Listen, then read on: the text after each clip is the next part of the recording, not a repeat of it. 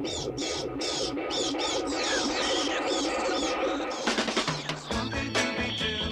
where are you? We got some work to do now. Scooby-Doo, where are you? We need some help from you now. Come on, Scooby-Doo, I see you. Pretending you got a silver. You're not human being, 'cause I can see the way you shake and shimmer. You know we got a mystery to solve, so Scooby, be ready for your act. Don't hold back. Just Scooby-Doo, if you come through, you're gonna have yourself a Scooby snack. That's a fact. Scooby-Doo, here are you. You're ready and you're willing. We can count on you, Scooby-Doo. I know you'll catch that feeling. What's going on, everyone? Welcome to this video.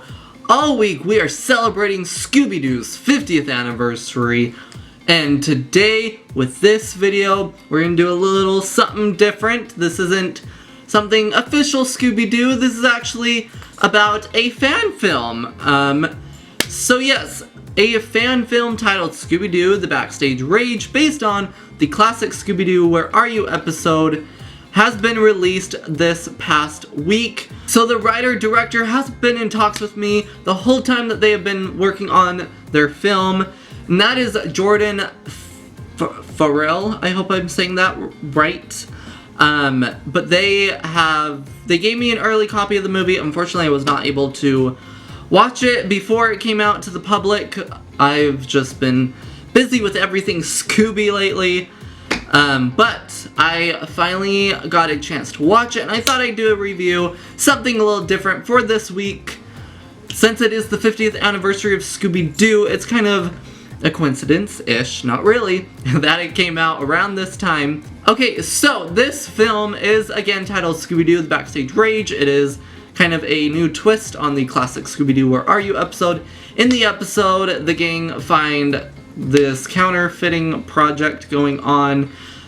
They get, to the bottom of it. They find all these puppets, and they find out that the puppeteer is a puppet, but then he's actually not. It was kind of a trick. Anyways, a great episode. If you've not seen it, go watch it. So this film is that same episode, just extended, a little more creepy. This does have a PG-13 rating, just to be aware. So I'm going to have the link to the actual fan film down in the description. So if you want to go watch it, you can go check it out for yourself. But to get started, this film was all hand done on the computer, all animated by Jordan. It's crazy how much animation they did for this film. And it's actually quite a fun type of animation style. It does remind me more of old-time YouTube animation, little animated video type things. I don't know, it reminds me of when YouTube was first becoming a thing and people wanted to incorporate animation into their videos, and this is kind of an esque-ish, that style. It is in a classic old episode aspect ratio. So since this film is kind of a retelling, so to speak, of the classic episode, it has a mixture of modern and kind of the old style feel to it. It's kind of like a Mystery Incorporated-esque feel, where they have today's technology, but the music and stuff is retro. I love the music in this film. Love the music in this film. If they would release a soundtrack of their fan film, I would buy that, because I loved the score in this film, so kudos to them. Okay, before we get much further, I want to talk about the cast. So for Scooby-Doo, we have Jacob Gomez, we have Shaggy as Harrison Garcia, Fred Jones is played by Jonathan Romero, we have Daphne Blake as Ashley Walker, Velma Dinkley as Sandra Sands, Then we have Mr. Snyder, who is played by Noah Silversky. Mr. Pietro is Thomas Bird. Okay, and then something unique for this is that the Hex Girls are actually in this. So Dusk is voiced by Britt Crisp. Then we have Luna, who is Diamond Walker. Thorn is played by Sarah Smith. Since this is kind of a retelling of the episode, we have a lot of backstory for this film. I feel like there was a bunch of Shaggy backstory. We kind of learned how Shaggy and Thorn kind of met and became childhood friends. We also kind of got a retelling of how Shaggy and Scooby became paired together, and that was quite fun. I do kind of wish we got a little more of like why Mystery Inc. is Mystery Inc., but I can see this kind of becoming more of a franchise type thing. Like each movie is gonna have, you know, it's gonna focus on a different character and kind of tell their backstory for this particular Scooby universe. It was fun. But it was fun to see Shaggy's kind of new rewritten backstory for this particular film. So the first half of the movie is pretty much kind of the same as the classic episode. You know, they find the counterfeiting scheme and they're like, woo, we got him, woohoo! But then, like, you know, halfway through the movie, it's kind of like, oh, that mystery actually wasn't all the way solved. There's actually something real supernatural going. And we do see some supernatural stuff going on in the first half. We just kind of don't know how that plays into the counterfeiting scheme. But then later is obviously revealed throughout the film. So then kind of the middle part is where we learn, I feel like, a lot more of Shaggy and Thorn's relationship and kind of how that drama goes on. And then the last half is basically the battle, so to speak, with these puppets. So I don't want to spoil too much because I want you guys to go watch this for yourselves. But I will say that it is one of those almost classic, I feel like, doll type of like ventriloquist doll stories where they're turning people into dolls. I feel like that has been like the pinnacle of horror, is like these dolls coming to life and them turning people into dolls. But I did like, there was a little twist on that though, and I did enjoy this particular twist on the whole dolls being alive type of thing. It was cool. Again, without spoiling too much, it was cool to see kind of where the souls went of these people that were turned into dolls.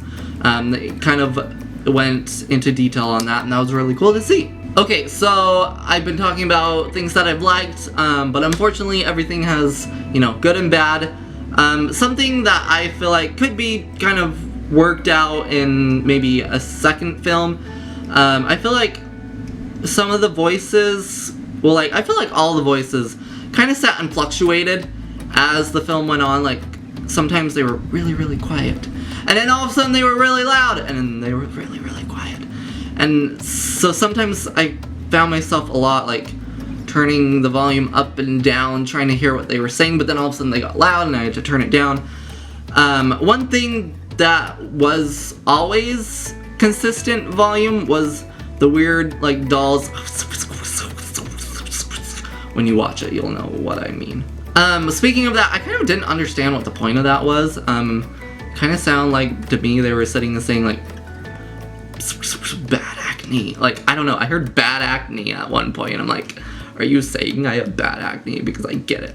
Now, something I will mention is there are a ton of Easter eggs that you honestly will only catch if you're really a Scooby-Doo fan or a Hanna-Barbera fan. There were some Hanna-Barbera-esque Easter eggs thrown into there, like I saw a Johnny Quest reference at one point, but there's lots of Scooby-Doo references that you kind of will pick up on, and it kind of merged two worlds together, like Crystal Cove and Coolsville at one point. I feel like kind of went together for a moment. This film does take place in Coolsville. It's like where the original series took place. Okay, so as much fun as the animation type of style was, you know, it was unique for this film. It was different. I honestly feel like this story in particular, at least how it was presented, would have been better live action. Maybe that's just me. Because I felt like almost the whole film, it was like a battle between wanting to be serious and wanting to be cartoony. And so it like I felt like I couldn't decide what it wanted to be. So for the film, I kind of felt like it just would have been better exported, I guess, as a live action. But then again, that's kind of the problem with the live action films of Scooby-Doo that we do have, is they want to make it its own thing, but also bring in these cartoon aspects that we know and love and kind of mesh them in, but then they don't know how to do this. And I feel like this was the opposite, where they like wanted to make it more live action-y, more cinematic basically, but it was like stuck in this cartoony type realm. And so I don't know, that just kind of counter-reacted itself, I feel like, at times. So overall, I enjoyed this film. I thought it was a fun kind of retelling of a classic episode. I do feel like they honestly could have just done the same story with brand new characters, like not even done anything Scooby-Doo, just done brand new characters, kind of dropped the Backstage Rage-esque part of it off of it. I just feel like if we're Scooby fans and we're going into this, then we already know the characters, we already know where they came from, we know their backstories, and I feel like a lot of the retelling of their backstories was kind of a waste, in my opinion. I mean, I get why they did it for this particular film. It was to, you know, kind of bring in their own versions of the characters into their own world, to be able to do new things with these characters in their own world. But again, I just feel like it would have been better with brand new characters. Just don't even bother with Scooby-Doo, and that way you really can do anything with the characters that you want. But again, there were lots of fun winks and nods within the film that Scooby fans will, you know, enjoy. So guys, again, I'm going to leave the link to the film down below in the description. You guys can go ahead and watch it. I totally recommend that you do.